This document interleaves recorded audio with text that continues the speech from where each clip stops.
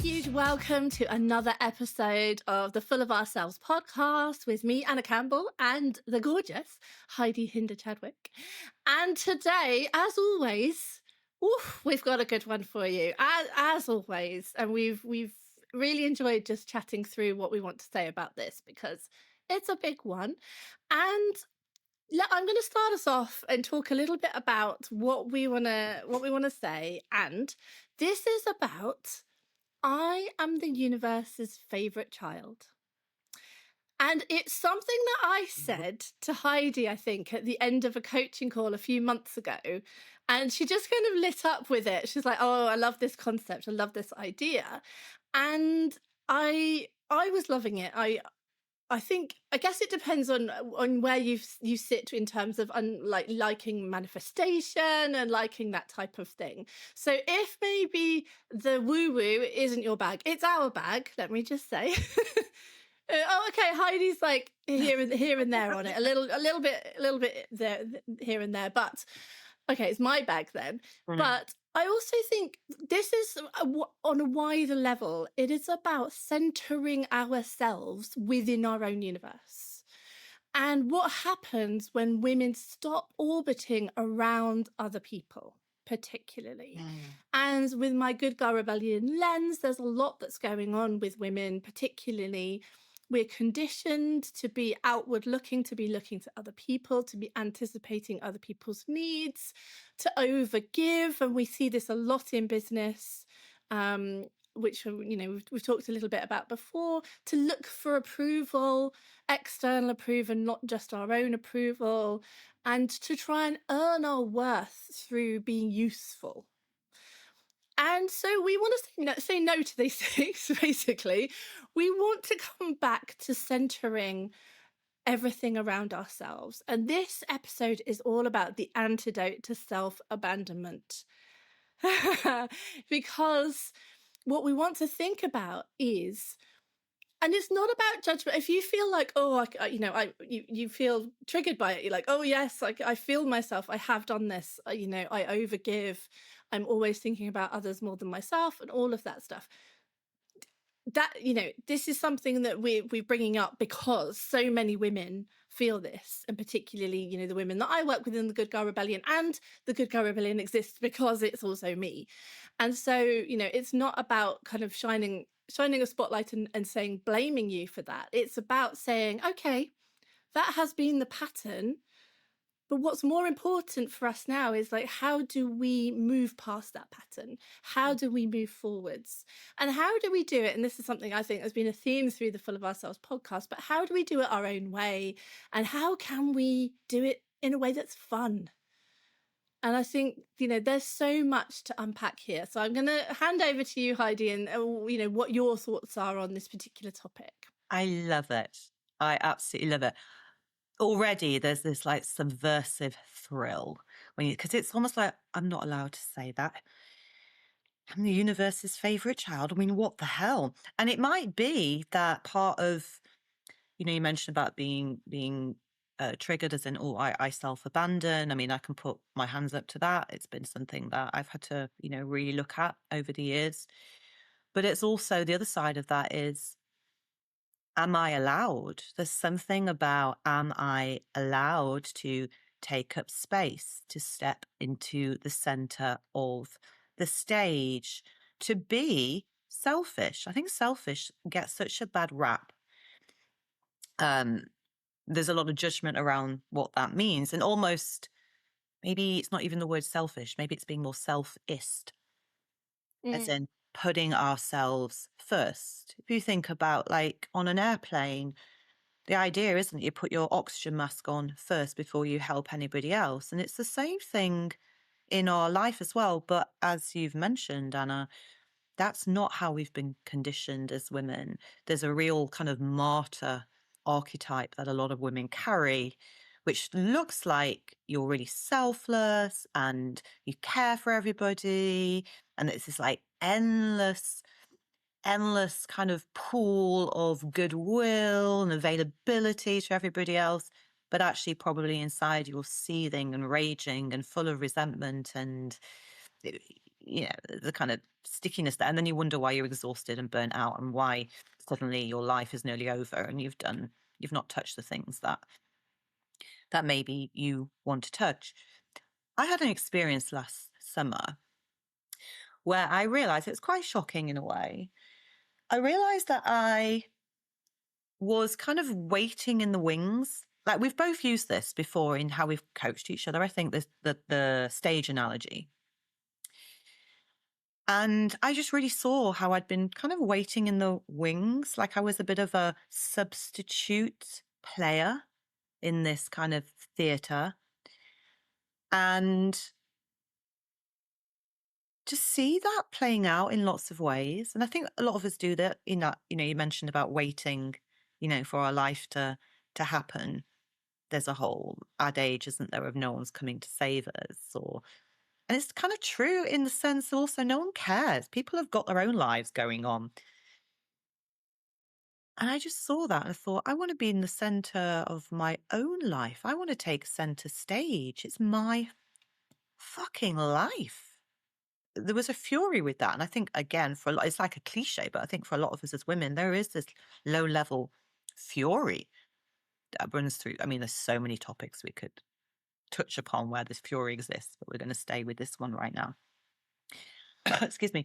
And I just want to say with this comes back to me for something that I've talked about a lot, which is, are we pressing the button that we want to press for our life? That big red button of what we desire, what we want to go for, what we dream of?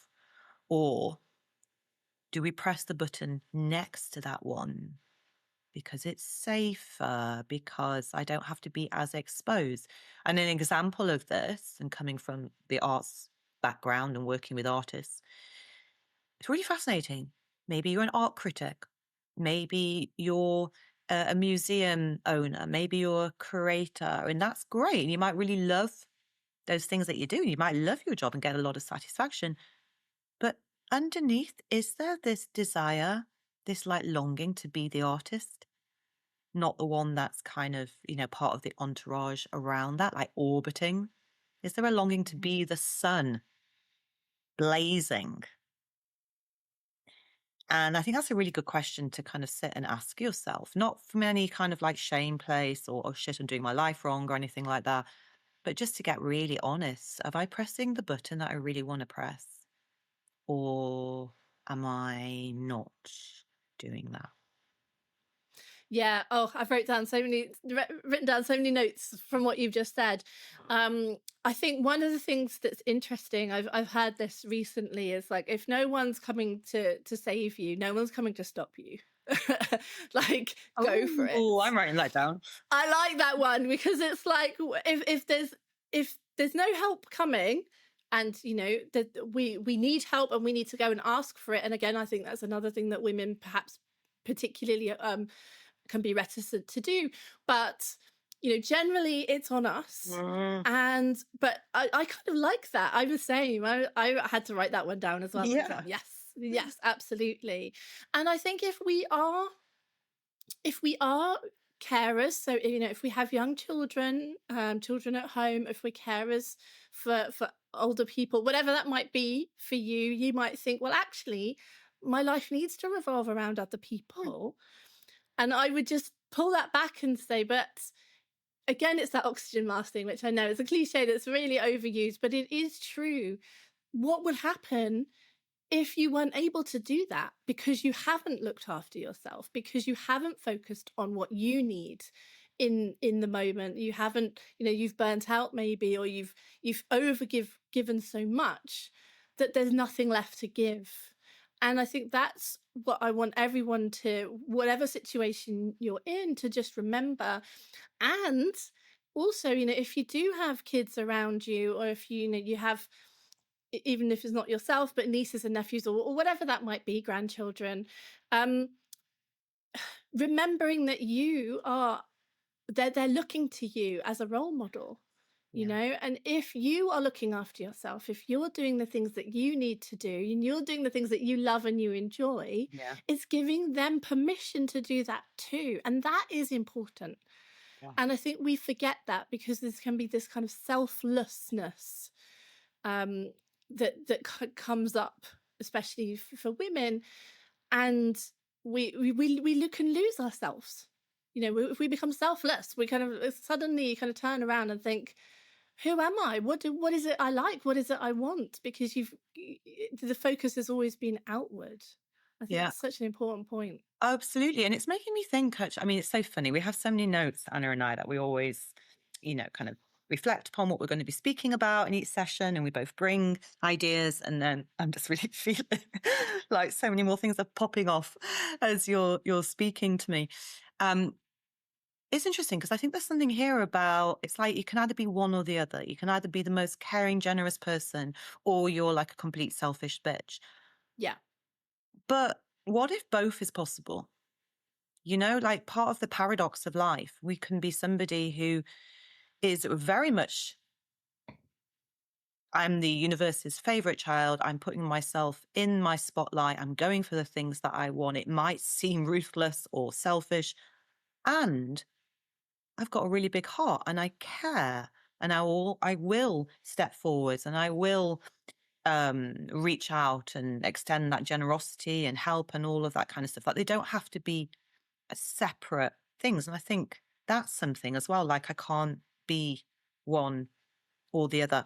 And actually, as you're speaking, I'm really also thinking about this whole myth, and I'm going to say myth, of the invisibility of women as we get older. And I wonder how much part of this is that shrinking back, shrinking back. We haven't had that stronger sense of self because everything's been so duty oriented.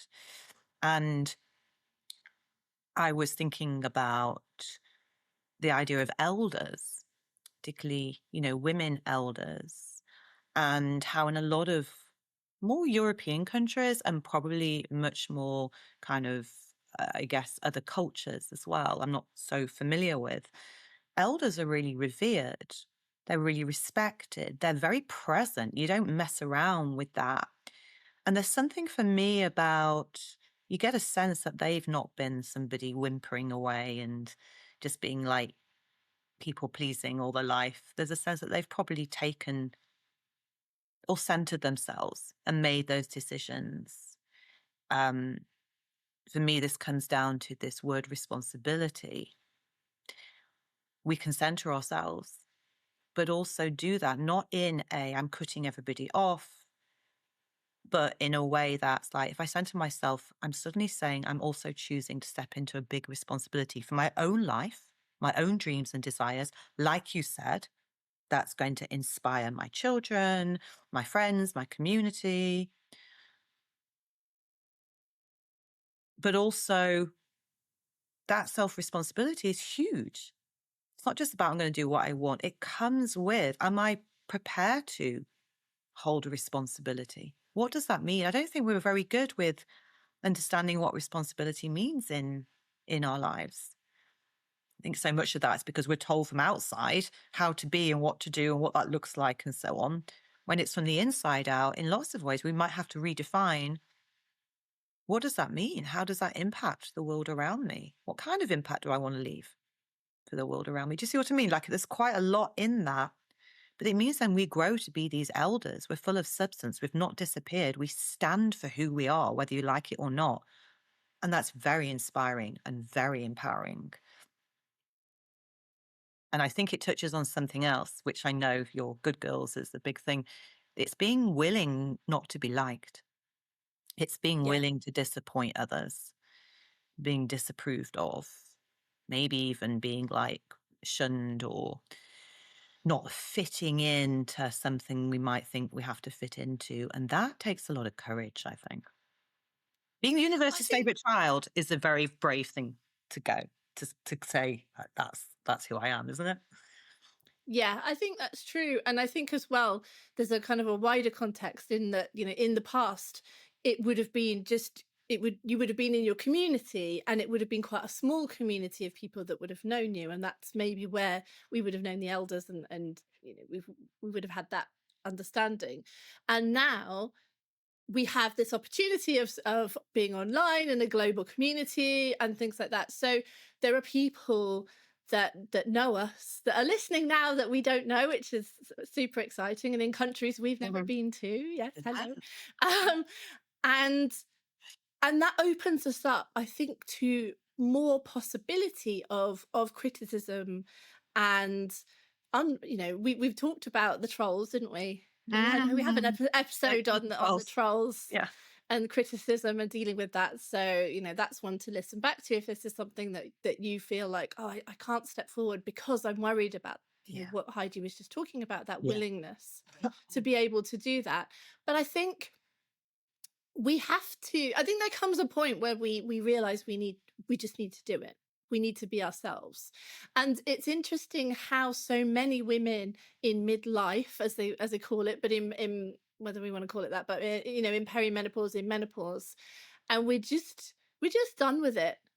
We're done with towing the line. We're done with all of those things. And I heard someone talking about how, there are some stats around women starting businesses, in their 40s, and that's like an average age. And what she was saying is like it's a time where we suddenly realized that all the stuff that we'd internalized around what meant being good and what meant Mm. being helpful and what meant being doing things for other people was just rubbish, and we need to go and do the thing for ourselves. And I think that is such an interesting point. It's not like we couldn't have done a business a decade ago. I think we'd be different people, of course, but a decade ago or more. Mhm. But it's actually that we come to this realization that we're like, no, I've got something to bring here, Mm. and it's time. Yeah, absolutely. I love that because you can feel it, like cackling and crackling kind of underneath the surface. And it's there's so much of this is about risk because it's kind of why we haven't done things in the first place is the risk of I'll rock the boat or, like just touching upon that this won't be acceptable. Or there's also those phrases, isn't there? Like, I'll be too greedy. This is too greedy. I'll be too big. What if I'm too much standing in that spotlight, shining like the sun, feeling the blessingness of everything because I'm just like, and this isn't about, oh, I'm so special. Believe me, I know that archetype of I'm so special.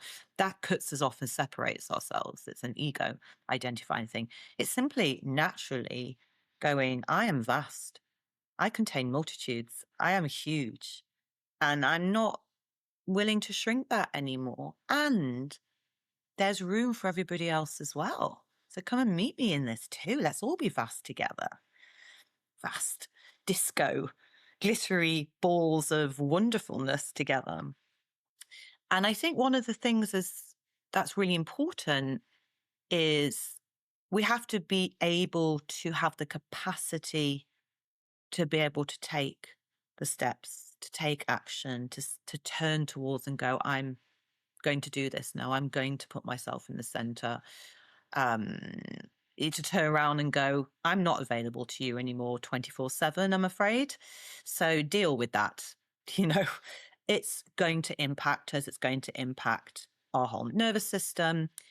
But if we have certain tools, and this is stuff that I work with a lot, is it then becomes about, and I think this is what we do. We think, okay, well, when I feel more brave, or when I feel like less kind of shy, or, less kind of embarrassed around possibly saying this, or I'm going to get this wrong, and so on. If we wait for those things to pass, we'll be dead. It's more about how do we do those things and go, it's okay to be scared because I have tools to help me when I'm scared. It's okay to shake. It's actually very animal to shake. I always say bring back shaking. It's okay to feel like there's embarrassment there, but I don't have to let that take me out of life in self-consciousness. I can go, gosh, this is embarrassing. I feel a bit like, whoa, I feel the vulnerability of doing this. And that becomes very human. And I think oftentimes online, we don't necessarily see that. We see the shiny, polished version of people doing stuff, but not the very human, messy, a bit like an animal learning to walk, a bit kind of fumbling around. Um, One of the things I think stops us is who does she think she is? I think I'm the universe's favorite child. What about you? We're full of ourselves. Come on. For God's sake, what we're not going to go sit here and go like, oh no, I don't think you should. And a lot of this is mindset, isn't it? I think a lot of it comes Yeah. down to belief. What do you believe? Seriously, what do you believe in your ability? Because let me tell you, Hannes, those of you who tune in all the time, that send us most beautiful feedback, please keep doing that. We love it, love it, love it. Who do you think you are? You are everything that you think you can be and more. We're Yeah. just reminding you. I love that reminder. And I think for me, the key is always about self-trust. So it's not about self-confidence. It's not about waiting. It's not about any of those things, because the only thing that moves us forward is taking that step, even when we have those fears. And like you said, there's some nervous system work and things that you do and help expand that capacity for that. But our fear, our mind is always, I always think of it as like a cautious friend who's like, "Are you sure you want to do that? There might be a risk with it," and and it's there, and it's not about trying to push it down because it just shouts louder. It's Yeah. like, "Are you sure this Yeah. feels risky? This is really bad." It's about saying, "I hear you, thank you. I know you're trying to keep me safe." Yeah. And I'm doing this thing. Yeah. And I trust myself because every single time I have moved forward, I've been able to sort it out. I've been able to problem solve. I've been able to figure out what I needed to do. And I trust that I'll be able to do that again. Yeah. That is the key thing we need to build, is Yeah. self-trust. And each time we take a step into that unknown, into something that feels a bit risky, that's new, we're actually teaching ourselves, we're teaching our brain that it's okay to do this. We're learning new skills. We're literally changing our neurobiology every time we try something new. It's building that trust, like you say. And I have a phrase sometimes that I forget and then I remember, and it's really helpful of, it's this question of, what do I trust? Do I trust trust? Can I trust trust? And I think there's a lot of, you're talking about that part that's really screaming and it's like a little kid pulling on your hem. No, no. I wonder if we can play with that a little bit. And I like to use things like, I've been doing this quite a bit actually this week in my journal, going, what if? Because our mind will always go to that, this isn't going to work, you're too this, blah, blah, blah. So play another game with your mind. That one's boring now. It doesn't really like leave you feeling joyful or hopeful at all. The what if? What if by taking that step, something comes along that I've never even thought about? What if by contacting that person, we have the most gorgeous conversation and actually I feel really supported? What if, even if this doesn't necessarily get anywhere, it's a most amazing adventure? What if I actually am able to do this thing? What if all the times I stumble and fall, again, actually, I quite enjoy it because I'm learning stuff and I'm feeling a grit kind of building in me. So, what if is a really fun game to play? And then another one that I love and I use, and it's a nervous system tool. And I will shout out Ruby Rose Fox and Muscle Music because so much of the work that I do is using those tools from that training. Is it's totally possible, and we've done this before. To say to yourself, it's totally possible that by taking this risk, by putting myself at the center of my life, that I actually, not only will I be more fulfilled, but maybe my family will be happier. It's totally possible that all this kind of like low level nah that I've been feeling is actually because all I need to do is show up for this, even if it's not about making it a business or anything, but it's because it's what makes me feel happy. It's totally possible. It's such a gorgeous thing to do. And again, both of those practices, the what if and it's totally possible, are about changing our mindset. Those are both so brilliant. I remember when you were first telling me about them. And I think what it is, because our brain is always going, oh, what if it all goes wrong? What if this? What if, it's always the negative that it's going to give you. And again, evolved that way to try to keep you safe, but safety just means staying exactly where you are in the room you're in right now. Don't Yeah. go anywhere. Yeah. Don't try anything. Just get some bubble wrap it around yourself. It's that type of safety. But when we do that, when our brain is also a problem solver. And if we say, what if everything goes better than I could ever imagine? What if this is the next step? What if this is the thing that's going to take me there? The brain it has to find the stories that you're asking it to tell it. And Yeah. the more we do that, the more we train our brain to go to those places, Yeah. the better, the better it is for us. And that's actually, I'm talking about the kind of woo-woo and the universe's favorite child, but that's actually biology. That is real. Yeah, it's all Um, biology, all of this stuff, actually. Yeah. Exactly. It's all neurotransmitters, and it's all synapses and all of that. It's a real thing. So taking the time to do that and ask a different question, I think, is so Yeah. powerful. So powerful. Yeah. What And if it all works also, out? yeah, and also this is something, I don't know if it's just a British thing, and those of you that are listening from other countries, please let us know. We love receiving comments about things, adding to the conversation. We're all about kind of let's have conversations around this. It's a very British thing to put ourselves down, we to depreciate ourselves, which is an interesting Yeah. word, isn't it? And not to be big headed or not to boast. We've talked about the boaster before as well. Not to say how amazing we are. And isn't it a funny thing that we do? I wonder what it'd be like if we actually started to let people give you compliments. I always have this thing around compliments where people back them off, or they go, this whole thing, or it's nothing, or like, A, don't even receive the compliment, and B, just try and diminish it. What if, so this is a little game, and this is for all of us, and I'm going to do this one as well now this week, because I just thought about it off the top of my head. When someone compliments you, take a moment, first of all, to yourself feel it, even if it's a bit uncomfortable to receive. We have to receive first.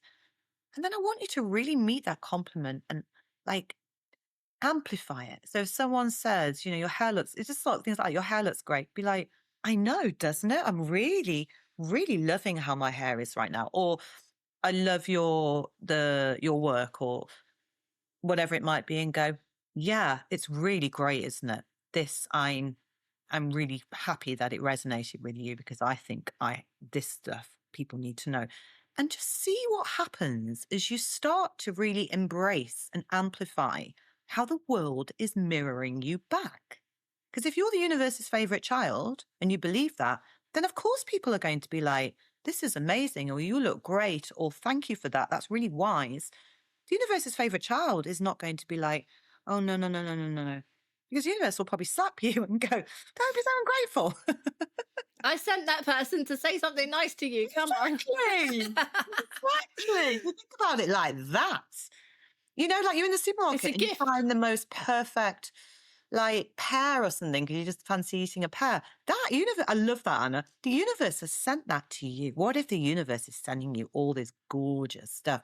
And even if it's a bit icky, something's going on, not to be all bypassy, because all that stuff, I can't stand that. But if I'm the universe's favorite child, then this is actually, there's something here for this. Okay. Yeah. And I've also heard about people, sometimes people are doing affirmations and things like that about things. But I like this idea of saying this or better.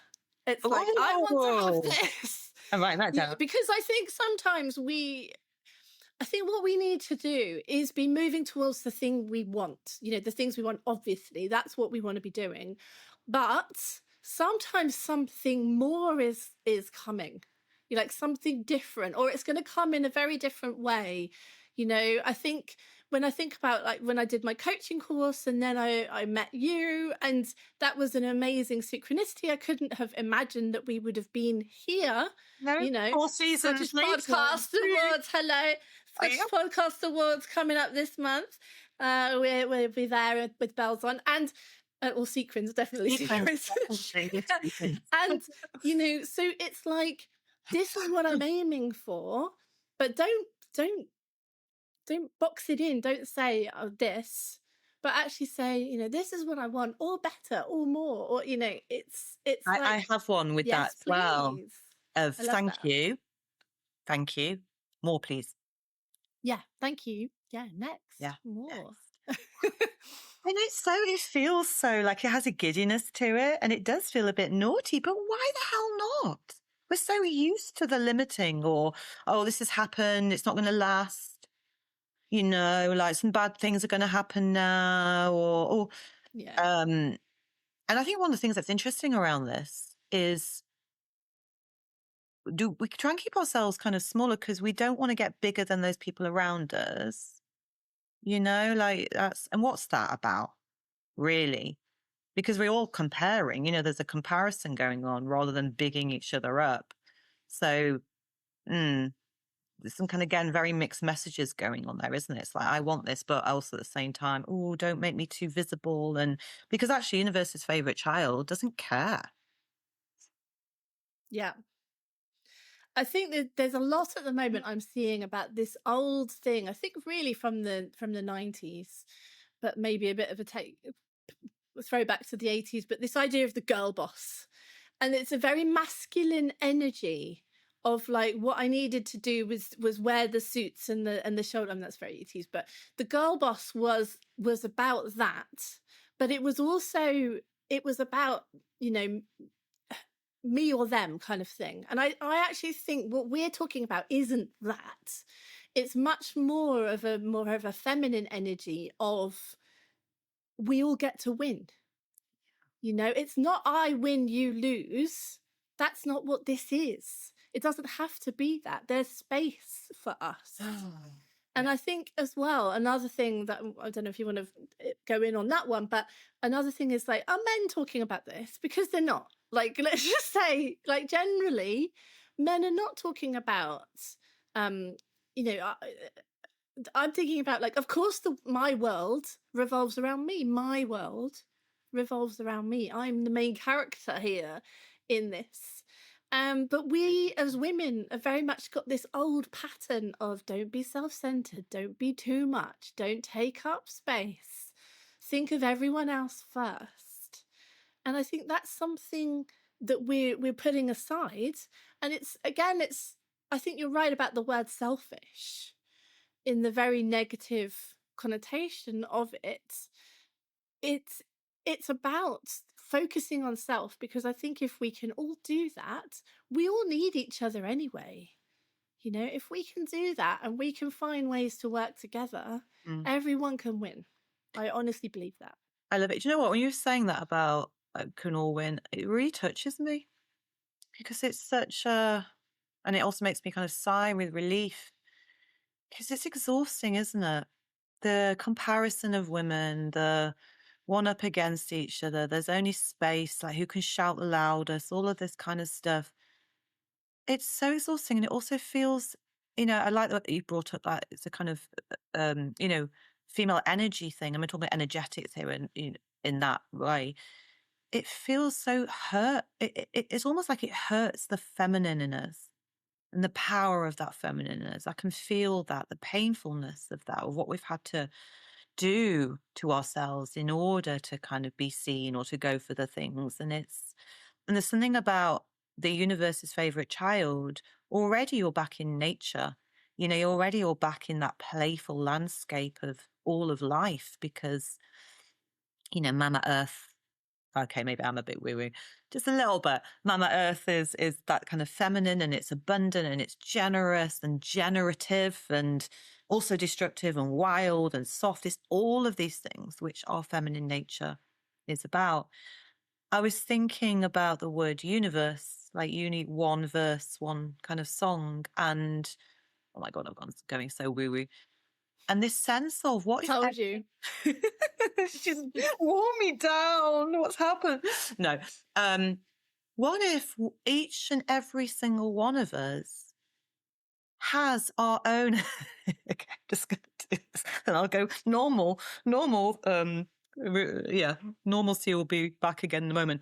What if each of us has our own unique song that we sing in this world? And without it,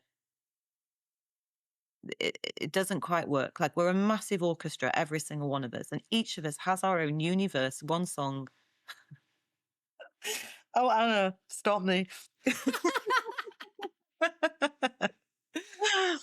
I like it though, because I think what happens again with women is this idea of waiting to be chosen, waiting to be validated, waiting, oh, I must get this qualification, the kind of the things that we do before we put ourselves forwards for things, before we go for something.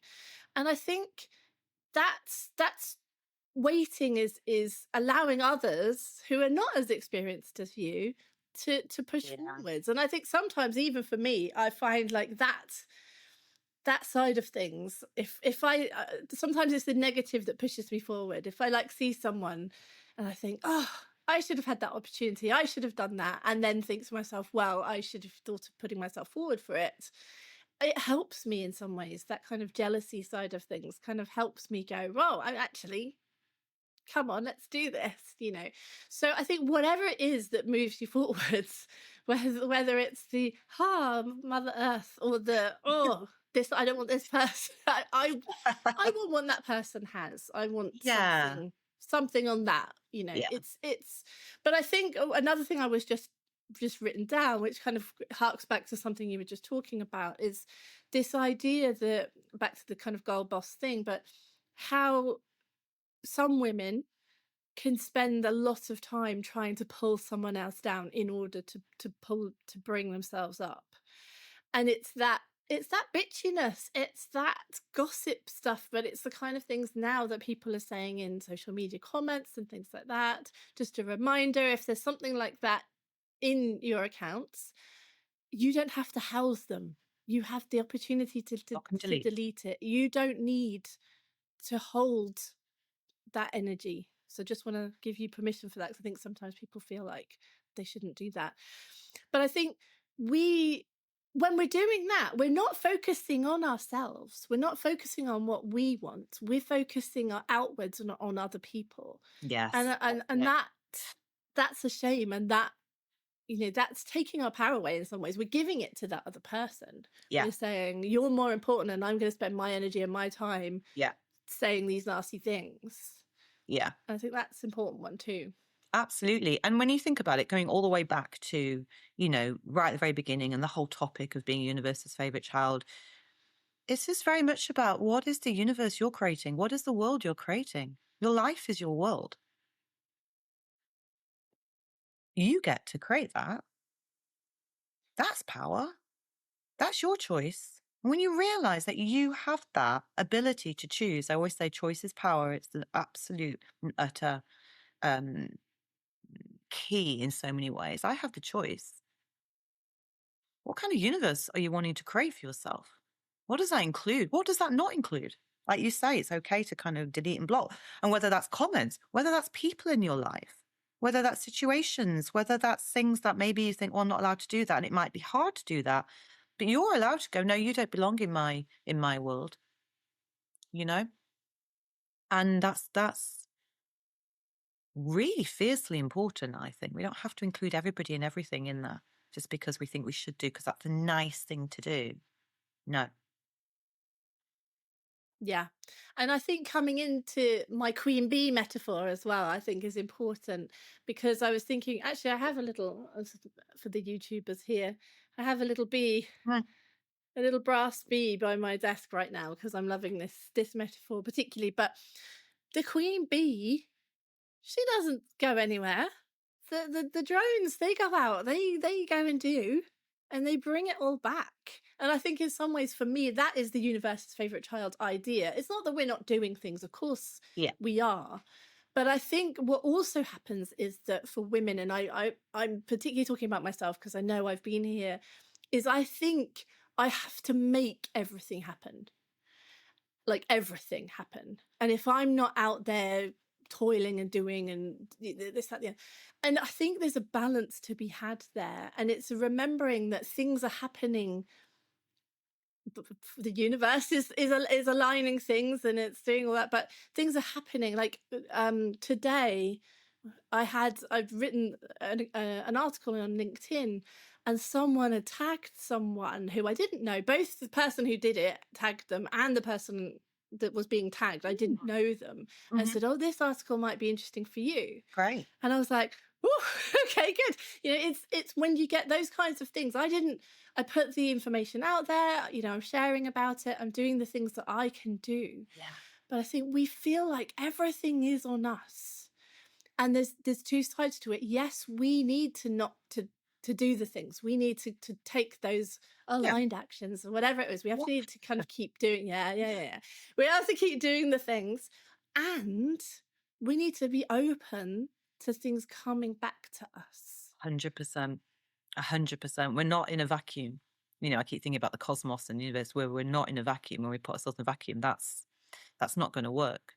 And there is something, isn't there? And we've touched upon this so many times with coaching, and that's we've both experienced that of when we become magnetic, like literally things are inviting in because we are so strong in who we are. We are so clear and grounded and anchored in the universe of ourselves that things can't help but come towards us. And we've all had those moments, those synchronicities. I call them moments of magic because I believe in magic so much. And that is the fabric that weaves through the whole of life. Um, in these particular moments. Even today, I had a similar thing this morning. So I was saying to Anna before we hit record that over the weekend, I've applied for 3 different writing opportunities that are really huge that am starting to put my attention towards. And then I opened up Instagram this morning and I've got a message from a lovely woman that's a friend. I don't see her very often. And bizarrely, she just sent me this opportunity that she'd seen. And it's the similar vein that I was applying for at the weekend. And she doesn't know that. I haven't publicly kind of said, this is what I'm aiming for now. And she said, I just saw this and thought of you. And it's this. Like, oh, yeah, there you go. And it looks really Yeah, beautiful. I'm going to apply for that as well. And becomes more effortless. Nature is effortless when you look at how it does it. Like, how do we allow that? And when we're the universe's favorite child, there is an effortlessness. And I'll come back to this because it feels important. The universe's favorite child is not hustling and full of effort, like you say, and having to do everything. That's not it. The universe's favorite child has a lightness, has a playfulness, is curious, is responsive, is receptive, is interested. I think those are all the qualities that make up that as well. yeah, yeah. I love all of that, and I think it's finding that balance of knowing what we want, getting out there and doing the thing, and being open for things to come back to us as well. I think those are both really important. And I wanted to add in as well, there's a lot of, in terms of, again, the good girl, but around women being like supporting characters for their children and for their partner and things like that. And we know the research shows clearly that men do better when they have a partner, and in all types of ways, whether that's at work or whether that's at home, or in any every way. We all would quite like a wife, wouldn't we? you know And that's not to say you shouldn't have a You're my work partner. wife. I know it well. Yeah. That's it. Truth. but but I do have a partner, and I have been with my partner for 18 years this year. So I'm not, and it's a man as well, because you have to kind of say that now. It's not obvious anymore. Mm. But so I've been with my husband for kind of coming up 18 years now. So it's not that I'm saying, oh, you shouldn't have anyone, and you shouldn't have those kind of relationships. Mm. But it is about navigating that and remembering that there's been this story of the woman being the supportive one, and things have changed and things have moved on, and we're seeing a lot of it in the news at the moment of what they call male loneliness epidemic, which I wouldn't necessarily call it that, but it comes back to blaming the woman for Well, look at for incels. I mean, we could go down a whole Exactly. bloody incel story, isn't it? It's all women's fault for not looking at men or choosing them on dating apps and this, that, and the other. And it's, oh, you just want to Exactly. like, Exactly. And oh, please not on. necessarily bringing that into but what I want to say is that we get to have our world revolve around us, and that we can choose that, I and think we whatever should that have a might mean. And party. it's not that we don't have other people that we Yeah. care about and that we look after, and that, all of that, but we do our own oxygen mask first. I'm just thinking then, I think we should have a party at some point, the full of ourselves party, and you have to really come as full of yourselves. I think that would be epic. Just saying, at some point or other, or have your own at home, Yeah. you know? Have your own at home, but dressed up in your finery, because why is that dress? And I'm talking to myself actually. Why is that dress on the hanger because you've only worn it once? You know, these are the kind of things we do. Get the best china out, go and buy the best cake from Marks and Spencer's or other great supermarkets. You're meant to say that, aren't you? Actually, these days. But We can say this has whatever we been like. We're not advertising anything, so it's no. fine. Not This yet, has anyway. If you been want to sponsor us, let us know. yeah, if you want to sponsor, if you also want us to come and speak, something both Anna and I, so Universe's Favourite Child, moment coming in here. Anna and I are both individually and, as you know, together, extraordinary speakers. And it lights us up so much. And we are open to coming to your event, to coming to speak, to be on some stage somewhere. Get in contact if you're curious, you want to know more, if you have something that you think, oh yeah, or if you know of anything, do let us know, because it I know for both of us this is something that we are both going, yeah, to a lot more, because it's like, actually, I'm great at this. I have lots to talk about in the things that I'm interested in. And yes, please, and more. Thank you. Yeah, love it. Well, thank you so much for listening to this episode of the Full of Ourselves podcast. As always, we'd love to hear from you. Do check us out on Instagram.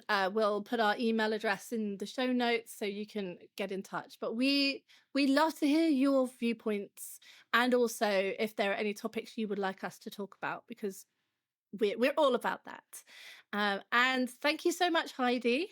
Thank you, Anna. I'm going to have to listen to this one straight away. I want to make more notes. Brilliant. Well, we'll see you again for an episode of the Full of Ourselves podcast very soon. Bye.